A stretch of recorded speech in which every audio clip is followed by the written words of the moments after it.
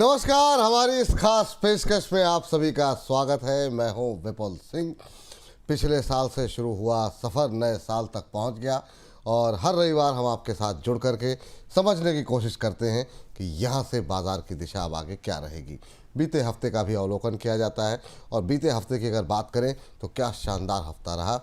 Volume कम रहे लेकिन बाज़ार ने नए उच्चतम स्तर बनाए जिसका हम सभी बेसब्री से इंतज़ार कर रहे थे।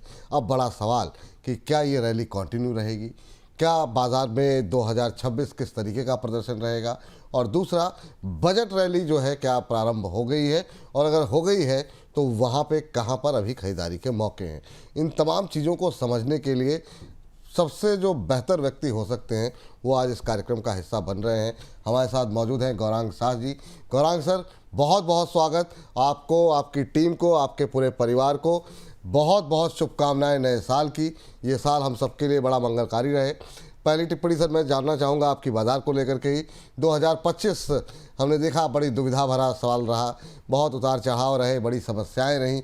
26 से क्या कुछ उम्मीदें हैं सर आपकी? मैं तो बिल्कुल निराशावादी नहीं हूँ 2025 को लेकर के विपुल जी। हायर सिंगल डिजिट भी अच्छी बात होती है जिस परिस्थिति में हम थे पिछले साल।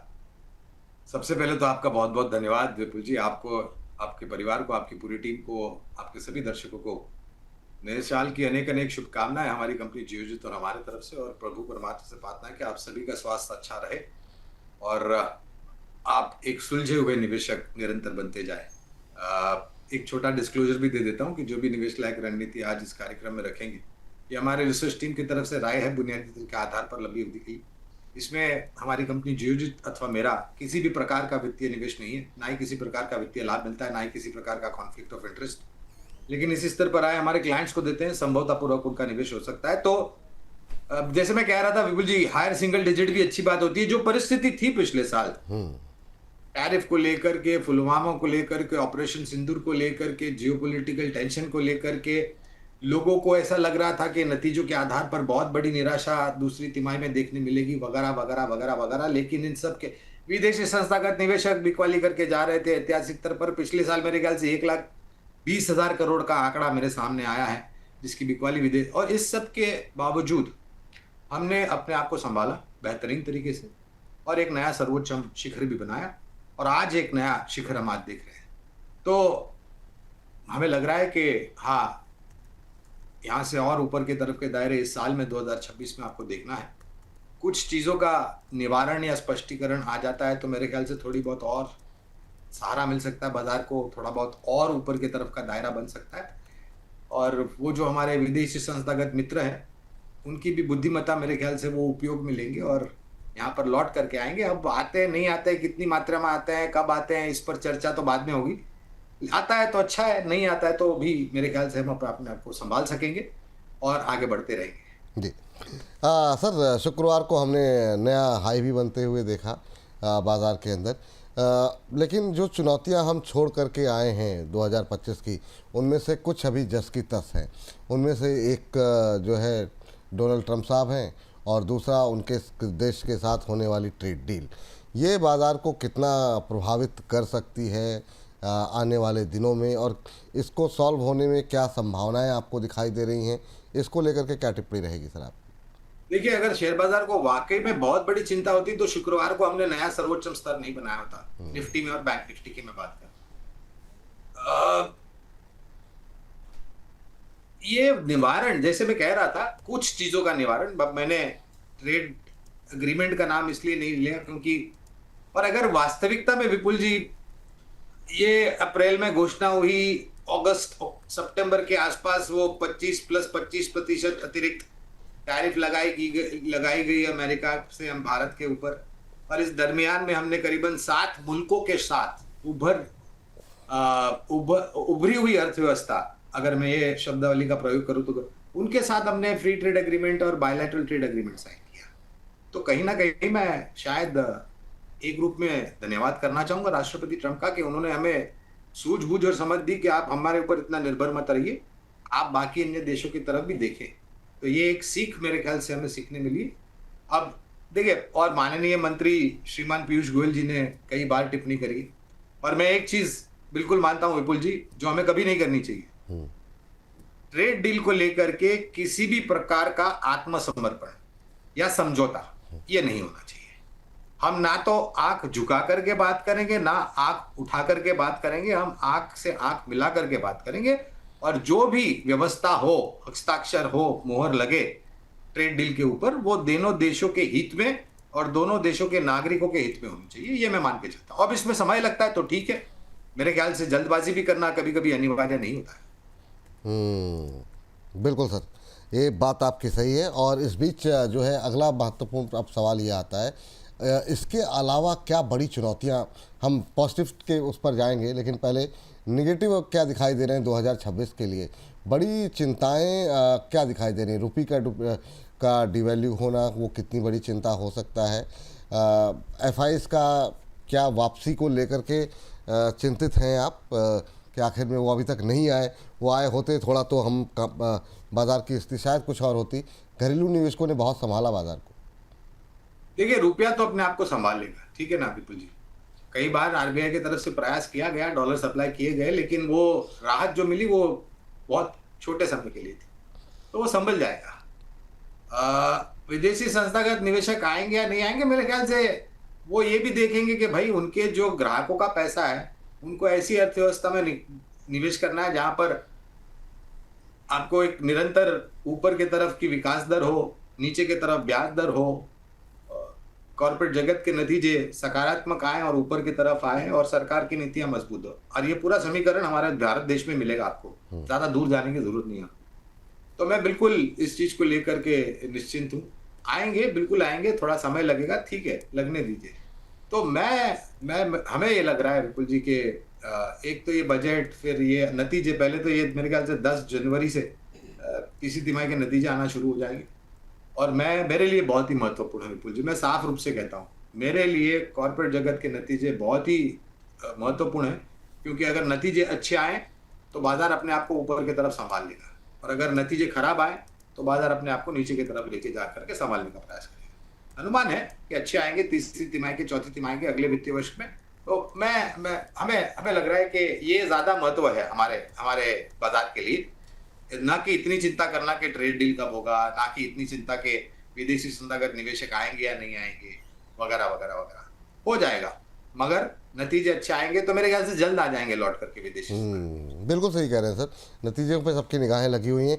अच्छा सर, ये नतीजों का आपने जिक्र किया, तो मैं जानना चाहूँगा कि अभी जो हमने ऑटो सेल्स के नंबर देखे, उसको देख करके कुछ क्या उत्साहजनक स्थिति दिखाई दे रही है आपको Q3 रिजल्ट्स को लेकर के? क्योंकि कम से कम ये तो क्लियर हो गया कि ये जो जीएसटी कट हुआ था वो सिर्फ दिवाली या फेस्टिव सीजन का कार नहीं रहा, बल्कि वो आगे चलकर भी इम्पैक्ट डाल रहा है।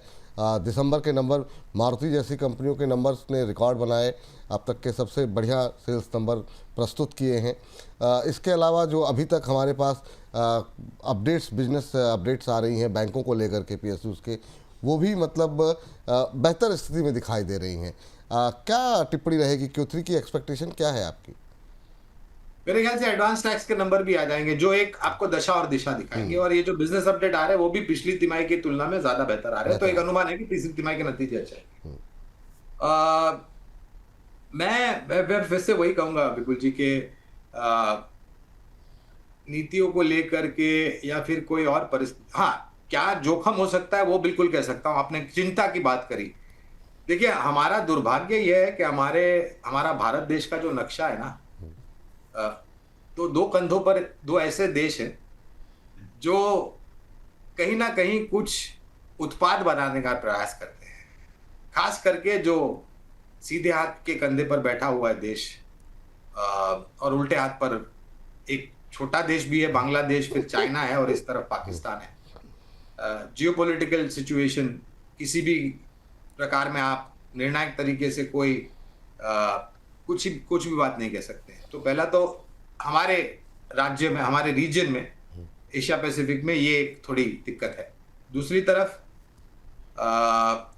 रूस और यूक्रेन के बीच में कब किस प्रकार से सुलह होती है, कब कौन सी तारीख को होती है, किस प्रकार से होती है, उसके क्या क्या मायने होंगे, वगैरह वगैरह वगैरह। और एक चीज जो हमेशा डर सताती है वो है किसी भी प्रकार का आतंकी हमला, खास करके ग्लोबल कच्चा तेल की जो सप्लाई लाइंस है उसको लेकर के, क्योंकि वो अगर समझ ये सब कुछ ऐसी, और of course natural calamity, natural disaster वगैरह, ये कुछ ऐसी चीजें जहां पर आप अनुमान बिल्कुल नहीं लगा सकते बिल्कुल जी। ये जब घटेंगे, दुर्भाग्यपूर्ण जब ये हो जाता है तब हम प्रतिक्रिया देंगे, उसके पहले प्रतिक्रिया हम नहीं दे, ना ही किसी प्रकार का अनुमान लगा सकते हैं। ठीक। तो ये कुछ चीजें जो मुझे लग रहा है कि थोड़ी बहुत चिंता खड़ी कर सकती बाजार की। अब सर जो है कुछ एक सेक्टर्स पे ज़रा बातचीत कर लेते हैं, कुछ एक शेयरों पे बातचीत करेंगे।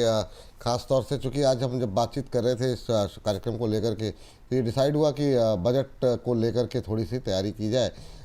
हालांकि आपका नज़रिया काफ़ी लंबा होता है, 1-1.5 महीने दूर अब बजट रह गया है, वहाँ से वो समय सीमा जो आप बातचीत करते हैं वो काफ़ी कम है, लेकिन फिर भी हम कोशिश करेंगे कि साल भर के नज़रिए को भी अगर हम ऐड करें तो आप कैसे देख रहे हैं इस बजट से, आपकी एक्सपेक्टेशन क्या है? और वो क्योंकि काफ़ी बड़ा अनाउंसमेंट हो चुका है जीएसटी कट का, ऐसे में बजट से बड़ी उम्मीदें लगाना भी सही है या नहीं सही है? क्योंकि बहुत बड़े कैपेक्स लोग कह रहे हैं सरकार के पास अब उतने पैसे नहीं बचे हैं। आपकी एक्सपेक्टेशन बजट को लेकर के क्या है? क्या वो बाज़ार के लिए कोई ट्रिगर पॉइंट है भी, या काफ़ी हद तक आपको लगता है कि ज़्यादा चीज़ें होने की संभावनाएं नहीं है? देखिए, पहले तो मैं ये कहना चाहूंगा कि जितने भी बजट इस सरकार ने पेश किए हैं उसके आधार पर आप कोई बहुत बड़ा परिवर्तन लेकर के आएगी, लोकप्रिय मन लुभावन बजट ये नहीं होने वाला है। और वित्तीय अनुशासन पहले भी रखा था, इस बार भी रखेंगे, आने वाले भविष्य में भी रखेंगे, ये मेरा बिल्कुल दृढ़ विश्वास है इस सरकार के ऊपर। रोजगार खड़ा करे, लोगों का जीवन स्तर बेहतर हो, जो जरूरतमंद चीजें हैं, सेवाएं हैं, वो उपलब्ध कराए। हमारे यहाँ पर मैंने 1-2 चीज देखी है विपुल जी, टेक्नोलॉजी R&D डेवलपमेंट, खास करके कुछ क्षेत्रों में, जैसे कि EMS सेक्टर है, रक्षा क्षेत्र है, वहां पर कुछ नए नीतियां, नई सोच लेकर के, नई नीतियां लेकर के आए, ये मेरी उम्मीद है। खपत बढ़े, क्योंकि आज के तारीख में आपके पास उत्पादन क्षमता है, अगर खपत नहीं बढ़ेगी, उत्पादन क्षमता उस स्तर पर नहीं पहुंचेगी जहां पर मेरे ख्याल से कोई उद्योगपति ये नहीं प्रयास करेगा कि जब तक उसकी उत्पादन क्षमता ऊपर तक नहीं पहुंच जाती तब तक वो नया विस्तार योजना नहीं करेंगे, यानी कि केपेक्स की मैं बात कर रहा हूं। तो ये सब तब होगा जब लोगों का जीवन सरल होगा, लोगों की जेबों में अतिरिक्त रकम जाएगी जो वो खर्च करने की ताकत रखेंगे, और जो नीतियां पुरानी हैं उनको हटा करके नई नीतियां बनाए। देखिए, मैं हमेशा एक बात कहता हूं विपुल जी कि FI का डॉलर यहां पर आना भारत देश में एक अलग बात होती है। मेरे लिए सबसे ज्यादा जरूरी है फॉरेन डायरेक्ट इन्वेस्टमेंट, जो कि लंबी अवधि के लिए भारत देश में रहता है और एक आशीर्वाद के रूप में रहता है। तो FI आते ठीक है, लेकिन FDI आना बहुत ही अनिवार्य है। बिल्कुल, और वो लगातार बढ़ ही रहा है, देखने को मिल रहा है FDI निवेश जो है। अब सवाल ये उठता है सर कि अब ये जो बजट के साथ साथ इस पूरे साल को लेकर के अब जरा कुछ एक सेक्टर्स को खंगालने की कोशिश करते हैं, और शुरुआत उस सेक्टर के साथ करेंगे जिसने कि 1-1.5 साल, पौने 2 साल तक अंडर परफॉर्मेंस दिखाने के बाद बीते 1 हफ्ते 1.5 हफ्ते से मोमेंटम वहाँ पर शुरू हुआ है, और वो है रेलवे शेयर सर। काफ़ी लोग हायर लेवल पे फंसे भी हुए हैं, रोज़ डेली बेसिस पे हमारे पास बहुत सारे सवाल आते हैं। हम लोग भी लगातार, एक्सपर्ट भी लगातार कह रहे थे कि बजट तक का वेट करें, एक रिकवरी आनी शुरू हुई है। क्या ये जो बाज़ार में रिकवरी आई है इसे बजट रैली कह सकते हैं? पहला सवाल। और दूसरा, इसमें रेलवे शेयरों की रैली को आप कैसे देख रहे हैं? रेलवे क्षेत्र के अंदर निवेशित रहना सही है, नहीं सही है? बहुत लोग नए निवेशक भी आ रहे हैं, बहुत लोग अभी भी ऊँचे स्तरों का आने का इंतज़ार कर रहे हैं कि वो यहाँ से निकल सकें। देखिए विपुल जी, पिछले 5 सालों में बहुत बड़ा परिवर्तन भारतीय रेल में हुआ है, और आने वाले शायद 5 साल तक ये होता रहेगा। हमारी दिक्कत ये है भारतीय रेल की लास्ट माइल कनेक्टिविटी, जिसको सुधारने का प्रयास माननीय मंत्री जी ने भी कहा है। हर बजट में हमने देखा है रेलवे के लिए आवंटन होता है। दिक्कत यह है कि लोग रेलवे क्षेत्र के शेयर्स को बजट के साथ जोड़ करके छोटी मध्यम अवधि में खेलने का प्रयास करते हैं, और वो खेल कभी कभी खतरनाक साबित हो जाता है। तो ये रेलवे क्षेत्र में आप देखिए, बिल्कुल इसमें कोई दो राय नहीं है, काफी सक्षम मजबूत कंपनियां हैं, सरकारी भी है और निजी क्षेत्र की भी है। लेकिन फिर आप छोटी मध्यम अवधि की बात करते हैं तो पहले ये आप माप लीजिए कि आपके पास जोखिम झेलने की क्षमता कितनी है, फिर जाकर के सौदे कीजिए छोटे मध्यम अवधि के लिए। लंबी अवधि के लिए मेरे ख्याल से और भी बड़े बड़े परिवर्तन बिल्कुल होंगे, जो सक्षम और मजबूत कंपनियों को ऑर्डर मिलेंगे और ऑर्डर एग्जीक्यूट करते हुए उनके आय और शुद्ध मुनाफे में वृद्धि होती हुई नजर आएगी। हाँ, जिस जिस सेक्टर में बात हो, अगर आपका कोई रुख वहाँ पर है पॉजिटिव किन्हीं कंपनियों पर, तो मैं चाहूँगा उनका अगर आप उल्लेख कर दें तो हमारे दर्शकों के लिए मतलब काफ़ी बेहतर रहेगा। क्या रेलवे क्षेत्र के अंदर अगर हम 1 साल 2 साल का नज़रिया रखें तो कुछ ऐसे शेयर हैं जो आपको करंट लेवल पे अच्छे लग रहे हैं? देखिए, एक कंपनी पर मेरे ख्याल से हमारी रिसर्च रिपोर्ट थी, टीटागढ़ रेल सिस्टम मेरे जी ख्याल से। जी जी। अब उसका उसके लक्ष्यांक आ गए थे तो हमने वो कवरेज निकाल दिए। तो फिलहाल तो क्षमा चाहूंगा, निराश भी करूंगा आप लोगों को कि फिलहाल तो कोई ऐसी कवरेज है नहीं रेलवे से जुड़ी हुई कंपनी जिस पर मैं राय दे सकूं। ठीक सर। एक दूसरा सेक्टर सर जो कि काफ़ी अंडर परफॉर्मेंस दिखाई, पहले उन्हीं सेक्टर्स की बात करते हैं जिन्होंने अंडर परफॉर्मेंस दिखाई, वो है पावर सेक्टर। कंजम्पशन भी बढ़ रहा है, सब कुछ हो रहा है, लेकिन ये सेक्टर ने 1 साल में परफॉर्मेंस नहीं दिखाई। कारण एक रह सकता है कि आज के 1.5 साल पहले 2 साल पहले जब इनमें रैली आई थी, बहुत सारे शेयरों ने काफ़ी तेज़ी के साथ प्रदर्शन भी किया था। लेकिन इस क्षेत्र को लेकर के 2026 से आपकी क्या उम्मीदें हैं?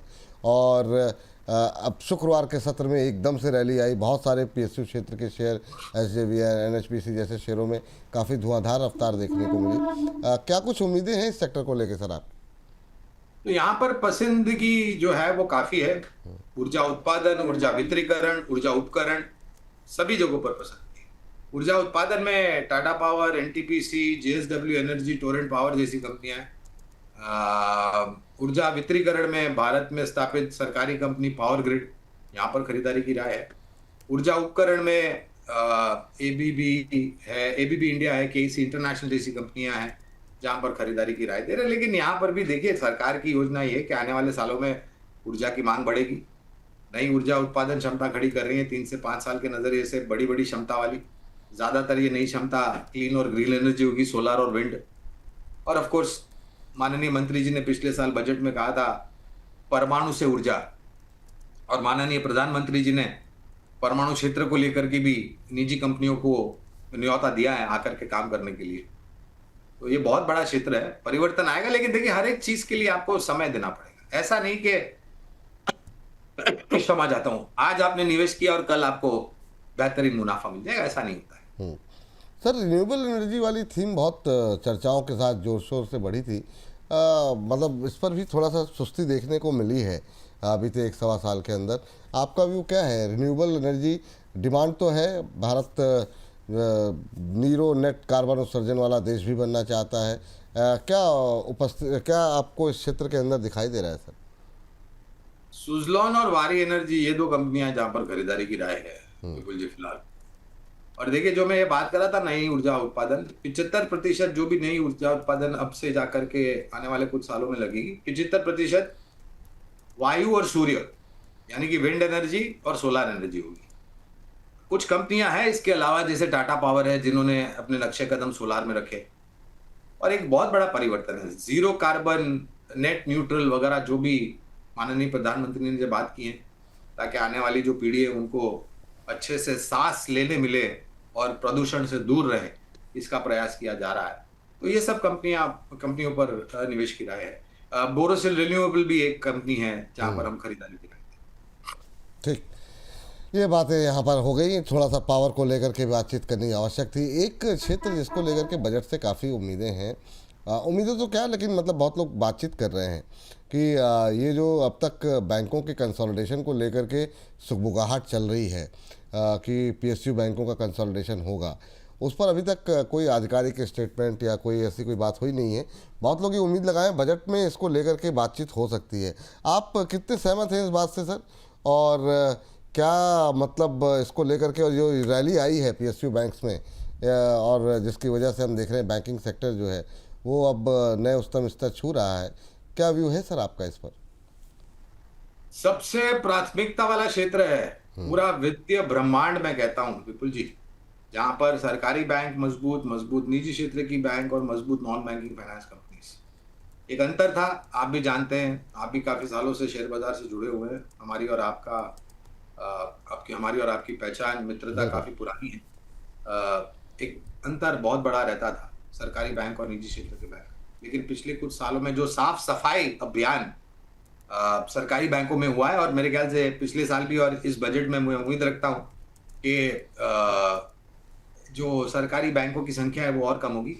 मर्ज किया जाएगा छोटी और कमजोर बैलेंस शीट वाली सरकारी बैंक बड़ी बैंकों के साथ। और आखिरकार मैंने एक रिपोर्ट ऐसा पढ़ा था, सरकार की मंशा है कि केवल मात्र 4 सरकारी बैंक लिस्टेड एंटिटी रहे। बिल्कुल। उस परिस्थिति में मेरे ख्याल से हाँ, ये जब जमीनी स्तर पर होगा तो छोटी मध्यम अवधि में विलय को लेकर के कुछ दिक्कतें हो सकती है, वगैरह वगैरह वगैरह। लेकिन लंबी अवधि के लिए मुझे सरकारी बैंक भी पसंद आते हैं, निजी क्षेत्र के बैंक भी पसंद आते हैं, मजबूत एनबीएफसी भी पसंद आते हैं। ऋण की मांग बढ़ रही है, ब्याज दरें पिछले साल 1.25% कम हुई थी। इस साल अप्रैल में नया वित्तीय वर्ष शुरू होगा, उसके पश्चात मेरे ख्याल से आपको ब्याज दरों में कटौती नहीं, और एसेट क्वालिटी में सुधार। तो ये पूरा समीकरण जो मैंने आपके सामने रखा है, अगर मैं एक वाक्य में इसको निर्णायक तरीके से रखना चाहूं, तो मेरे ख्याल से वित्तीय क्षेत्र में निवेश अनिवार्य है। वित्तीय क्षेत्र में निवेश अनिवार्य है, लेकिन जब कंपनियों को चुने सर, तो किन बातों का ध्यान रखें? मतलब क्या बड़े बैंकों पर फोकस रखें, छोटे बैंकों पर फोकस रखें, पीएसयू पे रखें फोकस, निजी बैंकों पे फोकस रखें? क्योंकि आपकी बातों को लोग बहुत गंभीरता से सुनते हैं और एक बड़ा वर्ग बहुत तेज़ी के साथ अब बाज़ार के अंदर आ रहा है। वो लोग जो कि परंपरागत निवेश में भरोसा रखते थे, वो लोग भी अब शेयर बाज़ार, म्यूचुअल फंड के ज़रिए निवेश करना शुरू कर रहे हैं। उनके लिए आप जैसे लोग ही माध्यम हैं चीज़ों को समझने जानने का। तो मैं चाहूँगा इसको थोड़ा सा अगर आप एक्सप्लेन कर सकें। मिश्रण होना चाहिए विपुल जी। मजबूत, सक्षम, दिग्गज और मझौली सरकारी बैंक, मजबूत और सक्षम, दिग्गज और मझौली निजी क्षेत्र की बैंक, दिग्गज और मजबूत छोटी दिग्गज और Majhauli non banking finance companies. कुछ नाम दे देता हूं। आपने पिछले प्रश्न का जब मैं उत्तर दे रहा था कि आपके आप कुछ नाम हो तो आपके दर्शकों को और निवेशकों को ज्यादा सहायता हो जाएगी। तो सरकारी बैंकों के खेमे में से आज मेरे ख्याल से स्टेट बैंक ऑफ इंडिया ने एक नया सर्वोच्च स्तर बनाया। तो दिग्गज स्टेट बैंक ऑफ इंडिया और मझौली बैंक इंडियन बैंक। निजी क्षेत्र की बैंक में अगर मुझे चुनना हो तो एक्सिस बैंक, और एक छोटी मझौली बैंक है फेडरल बैंक, उसका चयन होगा।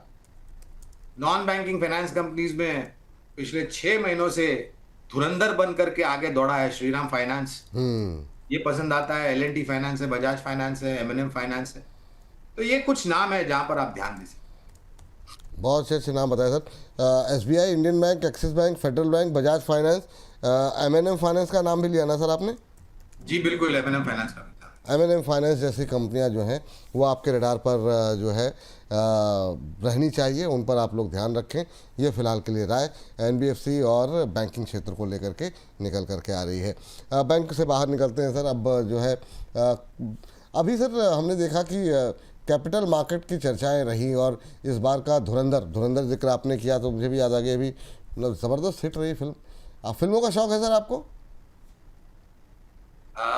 देखिए मुझे कई लोगों ने ये प्रश्न पूछा है विपुल जी कि क्या आप सिनेमा जाकर के देखते हैं मल्टीप्लेक्सेस में? तो मैं आपको निराश फिर से करूंगा, शायद थोड़ा बहुत दुख भी होगा, लेकिन पिछली फिल्म जो मैंने थिएटर में या मल्टीप्लेक्स में जाकर के देखी थी उसका नाम था 3 इडियट्स। अरे बाप रे बाप, ओहो सर, मतलब इसके अच्छा ये मुझे एक बात नहीं समझ में आई सर। ये मतलब नए दौर से आपकी लड़ाई क्यों है? मतलब आप व्हाट्सएप पे नहीं हैं, आप सोशल मीडिया पे नहीं हैं। मैं आप सोशल मीडिया टीम कहती है सर को टैग करने के लिए ढूंढ रहे हैं, सर का वो नहीं मिल रहा है। मैंने उनको बताया हाथ जोड़ के कि सर कहीं नहीं है, उनको मैसेज नहीं कर सकते। उनको या तो आप संदेश भेजिए सामान्य रूप से, या फिर मेल कीजिए, तभी उनसे संपर्क हो पाएगा। तो इसके पीछे कोई विशेष कारण सर?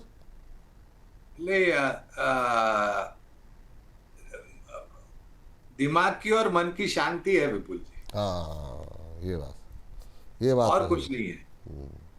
और अगर वाकई में आप मेरी कनपट्टी पर तमंचा रख करके व्हाट्सएप डाउनलोड करने को बोलेंगे तो दूसरे दिन ही आपके भाभी के साथ मेरा डिवोर्स हो जाएगा। अरे नहीं नहीं सर, सब सामान्य चलता रहे। हम तो बिल्कुल शुभकामनाएं दे रहे हैं, परिवार में भी जो है सुख शांति समृद्धि 2026 और आगे आने वाले वर्षों में बनी रहे। लेकिन नहीं, ये बात तो सही है कि मानसिक सुकून तो रहता होगा सर। वो मतलब हर सेकंड जो देखने की आदत बन गई है, वो थोड़ा सा मामला तो गंभीर हो जाता है कई बार। बच्चों के साथ भी बड़ा मुश्किल हो जाता है मैनेज करना, कैसे उनके हाथ से फ़ोन लिया जाए। हाँ, आगे बढ़ते हैं सर, और अब जो है अगले सेक्टर की तरफ फोकस करेंगे सर। अभी सर जैसा कैपिटल मार्केट को लेकर के बात कर रहे हैं सर, कैपिटल मार्केट में हमने देखा काफ़ी बहुत अच्छे रिटर्न रहे इस साल के। नई एक कंपनी भी लिस्ट हुई ग्रो के नाम से। व्यू क्या है सर आपका, अलग अलग, क्योंकि कोई ब्रोकरेज हाउसेस कंपनियां भी हैं उसमें, एएमसीज कंपनियां भी हैं उसमें, हमारे इंडेक्सेस भी लिस्टेड हैं कई सारे। किस तरीके से एक पोर्टफोलियो कैपिटल मार्केट का बनाया जाए और क्या होना चाहिए पोर्टफोलियो के अंदर ये सेक्टर, क्योंकि बड़ी संख्या में नए लोग आ रहे हैं। तो देखिए विपुल जी, मैं औसतन मैं एक रिटर्न की बात करता हूँ। ये साल 2026 में पिछले साल हायर सिंगल डिजिट रिटर्न मिल रहा सेंसेक्स निफ्टी में। मेरा अनुमान और आकलन ये कहता है कि 12 से 15% सूचकांक में सेंसेक्स निफ्टी में, और क्षेत्र के आधार पर, कंपनी के आधार पर थोड़ा बहुत और ऊपर की तरफ।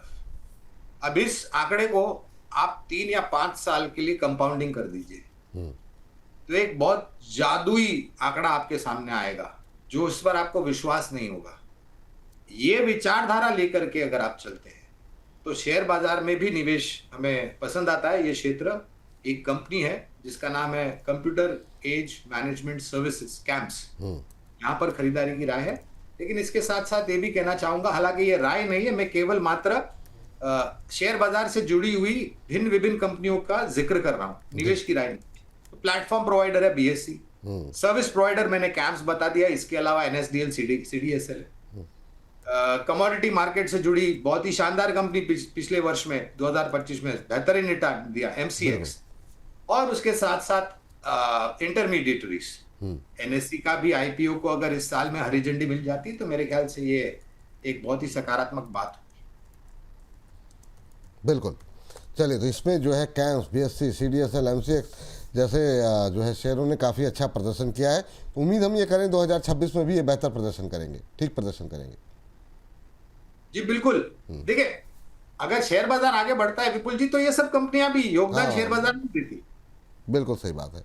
अच्छा सर, एक मतलब बहुत लोग कह रहे हैं कि मतलब ये जो जितनी कंपनियां वैसी रहीं, जो न्यू एज कंपनी जिसे हम कहते हैं, काफ़ी कंपनियों ने अपने आप को प्रूव किया। ठीक है, लिस्टिंग के समय बहुत सारी समस्याएं रहीं, उनकी वैल्यूएशन को लेकर के काफ़ी दिक्कतें रहीं। अब धीरे धीरे करके वो कंपनियां, कई सारी कंपनियों ने प्रॉफिटेबिलिटी भी दिखानी शुरू कर दी है। ये क्या अब नए नए कंपनियों में जो इस तरह की हैं, उन पे अभी आने वाले समय में आईपीओस भी आते रहेंगे नए नए, क्या उनमें निगाहें रखनी चाहिए? कैसे देख रहे हैं इस पूरे सेक्टर को आप? नायका हुई, पेटीएम हो गया, स्विगी है, जोमेटो है, अलग अलग क्षेत्र की जो कंपनियां हैं। आज के तारीख में भी इटर्नल, पेटीएम, पॉलिसी बाजार, नाइकिया, ये सब पर खरीदारी की राय है। पर एक नम्र विनती इस साल के लिए आपके सभी दर्शकों को ये होगी कि सभी आईपीओ को एक ही मापदंड में तोल करके मत चलिए। और एक बुरी आदत जो पिछले साल और उसके पहले लोगों को लगी है, लिस्टिंग एज। बिल्कुल जी, जरूरी नहीं है कि हर एक पेपर जो बाजार में आता है आपको 50, 60, 70% लिस्टिंग एज दे। कुछ आपको देंगे, कुछ आपको निराश करेंगे, और कुछ आपको इतना निराश करेंगे कि वो फिर से उभर ही नहीं पाएंगे। तो सूझबूझ और समझ से निवेश कीजिए जहां तक आईपीओ का मामला है। अच्छा सर, ये इस बार ये बात तो सही है कि ये साल ऐसा रहा कि बहुत सारे ऐसे आईपीओ आए जिसमें ठीक है, लिस्टिंग गेन कुछ में मिला, नहीं मिला वो एक अलग विषय है। प्रोमोटर्स पैसे लेके के चले गए और खाली जो लंबे अवधि के निवेशक हैं उनको कुछ मिला नहीं। इतने सारी जो आईपीओ आए हैं, उसको, उस पर कोई टिप्पणी है क्या आपकी? इसे कैसे आप देख रहे हैं बाजार के लिए आप?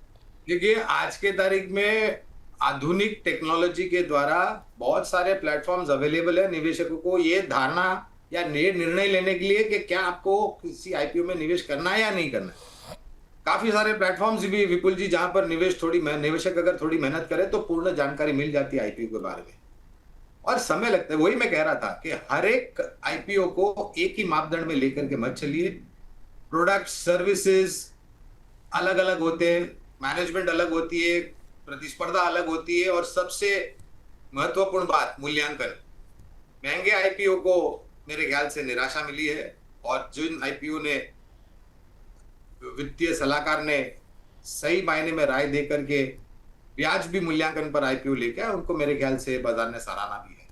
तो ये आपके ऊपर निर्भर है, और मेरे ख्याल से एक ही, मैं फिर से वही कहूंगा, एक ही मापदंड से मत चलिए। एक ही मापदंड से मत चलिए। चलिए ठीक है सर, नहीं चलते हैं। लेकिन सर एक सेक्टर पे बात अधूरी रह गई, बाकी अभी रह गई पीएसयू क्षेत्र की, जो डिफेंस डिफेंस पे काफ़ी बातें हो रही हैं। एक वर्ग ये भी कहने लगा है अब कि ठीक है, अब तो रशिया यूक्रेन युद्ध की भी शांति की बात होने लगी है, दुनिया में अब थोड़ी शांति आ रही है, अब इस सेक्टर में मतलब जो है उतनी निगाहें नहीं रखनी चाहिए।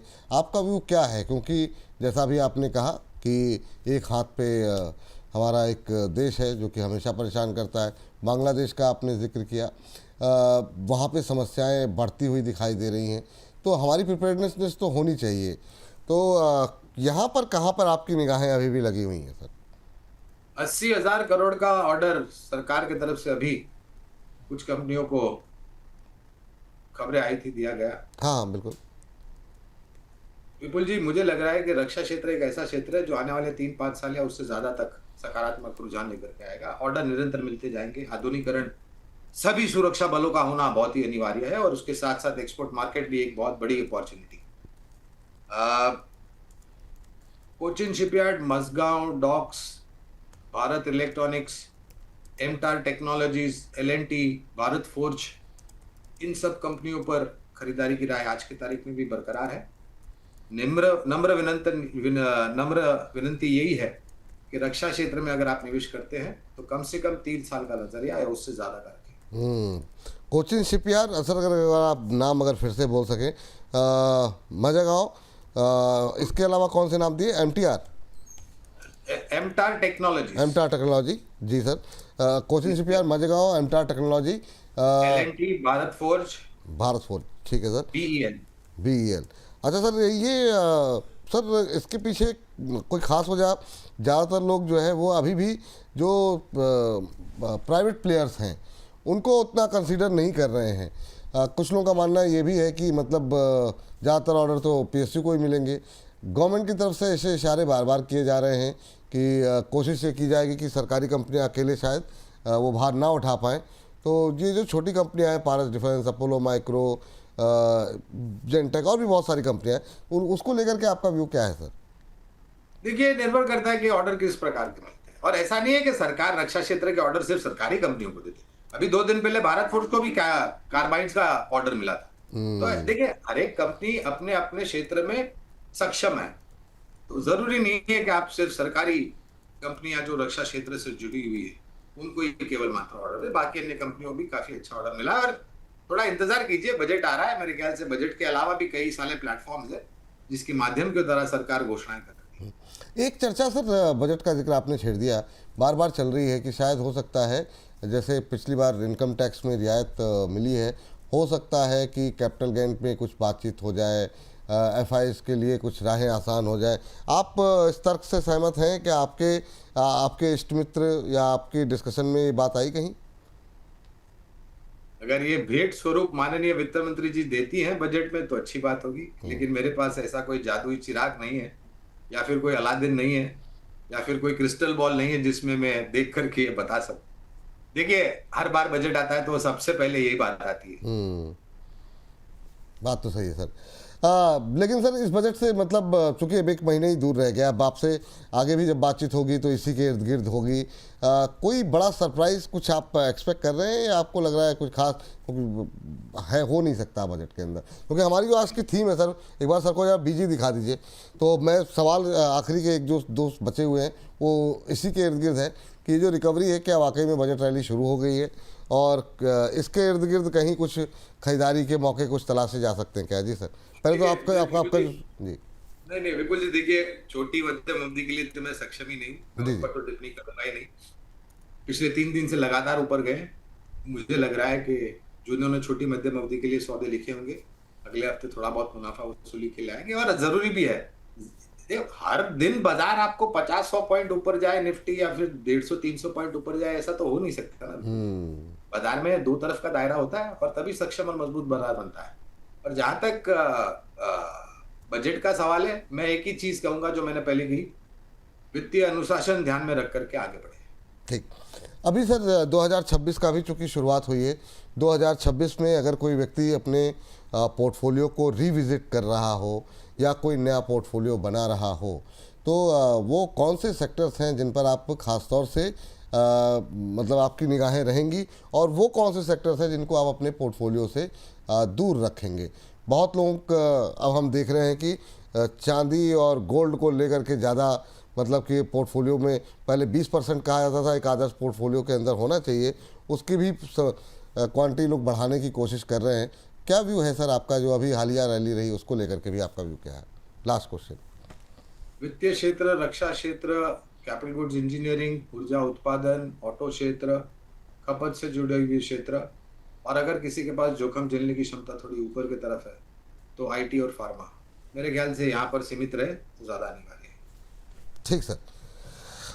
चलिए सर, बहुत बहुत शुक्रिया सर, बहुत बहुत धन्यवाद आपका आज की इस चर्चा में जुड़ने के लिए, अपना महत्वपूर्ण समय देने के लिए। उम्मीद करते हैं आगे भी आप अपना समय थोड़ा बहुत निकाल करके जो है हमारे दर्शकों के लिए निकालते रहेंगे।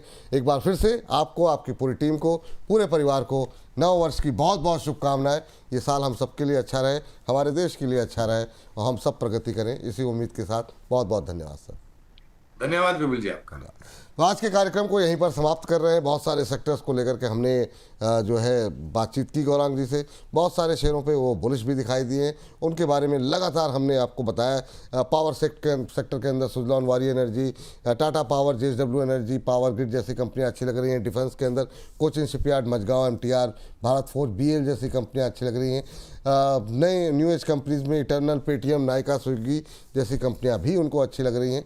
ये तमाम पोर्टफोलियो बनाते समय इन तमाम सेक्टर, इन शेयरों का आप लोग ख्याल रखें, अपने पोर्टफोलियो का ख्याल रखें।